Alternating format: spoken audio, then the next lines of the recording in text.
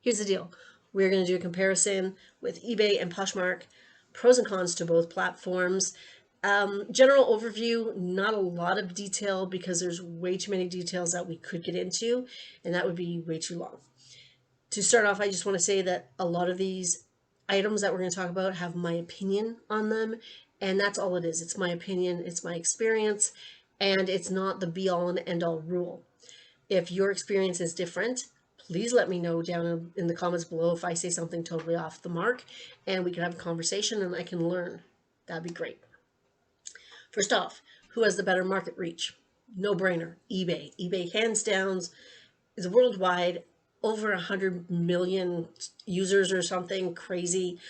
Obviously that wins.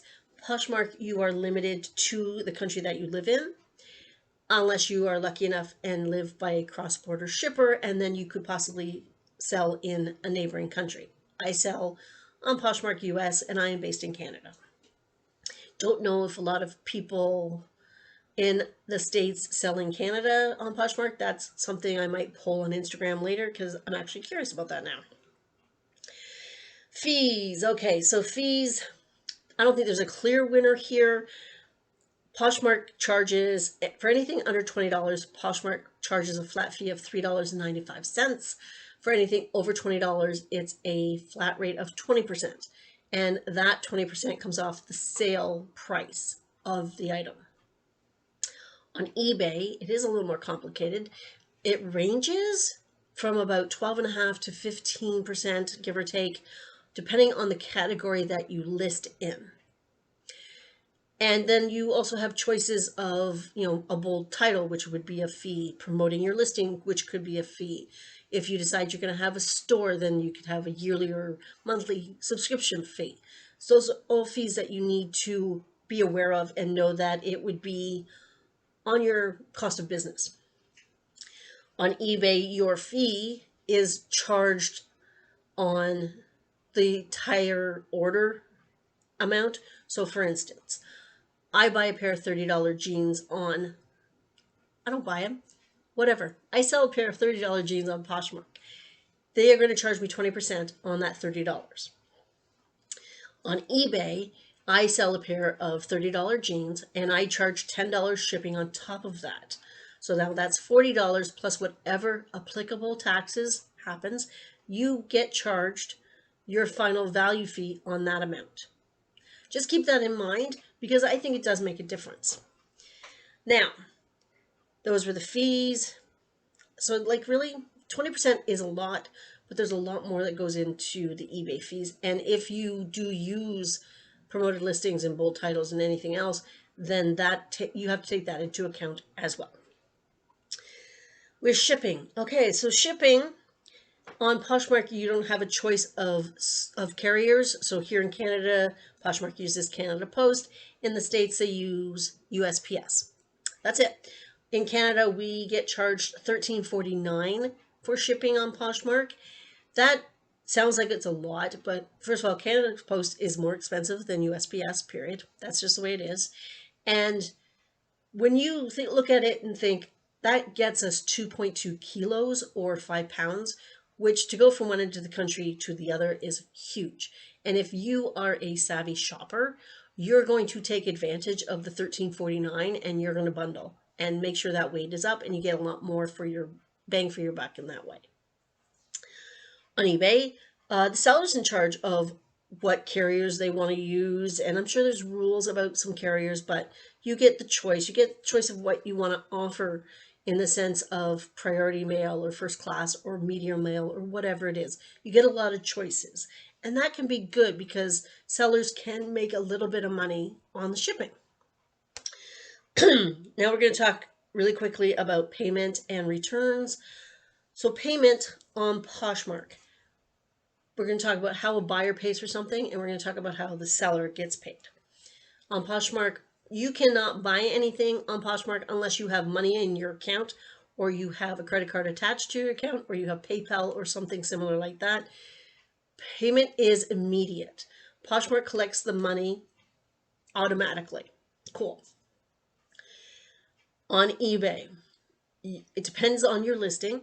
If you list an item and you don't want to accept offers, so you have it buy it now only, then you have the option of pay it now as well, which is really cool. Now, if you decide that you want offers on your items, the pay it now goes away. You don't have that opportunity. And buyers have a minimum of 4 days to pay for the item. So technically they buy an item and it's off the market for 4 days. They can choose not to pay for it. And if you set up your account, that it would be automatically canceled, and it should be automatically relisted as well. But double check that, because sometimes it has quirks and it doesn't relist. But 4 days to pay for it if they want to. And that means your item is off the market for 4 days, which I don't agree with. I don't like that at all. Now, how does a seller get paid? On Poshmark, because Poshmark has the funds there, you send off the item, it gets delivered, then the buyer has the option of accepting that right away, which means the funds from Poshmark gets released to the seller, or at the very least, if they forget to accept it or whatever, 3 days after delivery, then the funds get released to the seller. End of. You know your money's there, and it's great. And we only get paid the actual what we earn. On eBay, most of us, I think, are now on managed payments, and we are a top-rated seller. We are in good standing. Therefore, for the most part, we get our payment for the item even before we've shipped it, which is amazing. But yeah, so we don't have to wait for the money in a sense. So it's really good. Some people, if they're a newer seller or if they're not in the best standing, they may have to wait until the item is delivered before their managed payments kick in. There's more to it than that, but that's basic. Returns, and this is a big one, so this one I'm taking a sip. On Poshmark, when an item gets delivered, the buyer has 3 days, and 3 days only, to decide whether they want to open a return case. If the 3 days has passed, that's it. They're done. They have to keep the item. They can resell it. They can do whatever, but that's it. Their hands are done. The money is yours. Done. If they open a return, yes, I would suggest saying, no, it's not like that. It's like this, and respond to it. But then I wouldn't go back and forth. Poshmark handles it, period. On eBay, once the item has been delivered, the buyer has 30 days, 30 days, in order to open up a return. Now, you as a seller can choose to have no returns. You can do that if you want to. You can have free returns, no returns, and buyer pays for shipping returns type of thing, which is great. But they have 30 days. And even if you have no returns on your listing, on your account, if the item is not as described, an INAD, then you still have to accept that return if eBay chooses to back the buyer. 30 days. If eBay has sided with the buyer, then the buyer gets the shipping label, and I'm not sure exactly who sends it, so don't quote me on that. And they have another 30 days in order to send it back to you, meaning that they have 30 days to take it to the post office. So in essence, they could have your item for almost 60 days. So for me, this is ridiculous. It is utterly ridiculous, and I don't want to list clothing on eBay for that reason, because first of all, I think there's a lot more returns on eBay with clothing, and second of all, they can have your item for 60 days. They could buy a bathing suit and wear it for the month of June, or wear it for a vacation and return it because of whatever. It's a lot more headache involved, so I don't like it, and I honestly don't put my clothing on eBay for that reason. That's it. With eBay and Poshmark, we're going to talk about rewards and repercussions. On eBay, there are definitely rewards and there are definitely repercussions. Now, the rewards, they might not sound like a great amount, but if you are a top rated seller, you have to have a certain minimum whatever to get there. You do get a little badge on all your listings, which hopefully will give buyers confidence in you as a seller, which is kind of nice. You can get a small percentage off your final value fees, which is nice because it saves you money. And you could, there was another one for rewards, and I don't remember what it was. So we're just going to forget it and we're going to go on to repercussions. So on eBay, there are repercussions. And I love repercussions. I think all platforms and should have repercussions, but eBay, I think they need to give the sellers a couple more chances than they actually give them. But you do run risks on eBay if you do not follow the rules. And I love that. Poshmark has none of that. They have no repercussions. They have terms of service that they turn a blind eye to, absolutely. And they don't really reward anybody. Being an ambassador is not really, it doesn't do a lot for you. You know, give me 0.5% off my fees or something, do something. So for me, I think eBay wins this one, even though I think the repercussions are a little harsh, just a smidge. So that's about it. There are pros and cons for both platforms.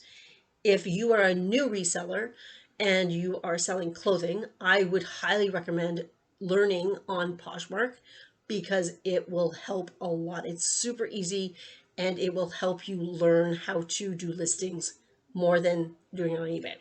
But if you are selling hard goods, I honestly think you should be starting on eBay because for me, hard goods don't move so well on Poshmark. You can still learn a little bit on Poshmark and how to take photos and stuff like that. But on eBay, hard goods sell much better because you have that bigger audience. I don't really know who I would recommend for eBay if you're just starting out. We like to watch Shed Flips if you want to look through his library of videos. He does have some instructional ones which are really good, but he is based in the States. So if you're based in Canada, it might be a little different. I could tell you more YouTubers who not to watch because they give very bad advice. And if you followed what they did, you run the risk that your account would be shut down.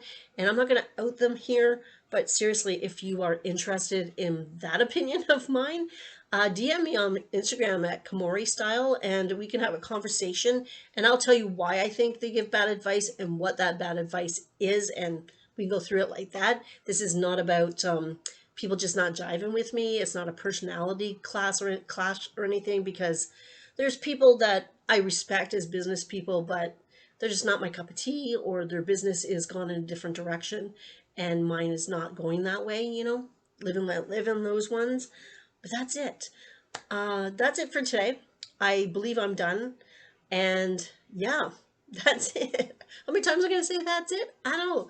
Every time I say that's it, take a shot. Until next time, guys. Bye.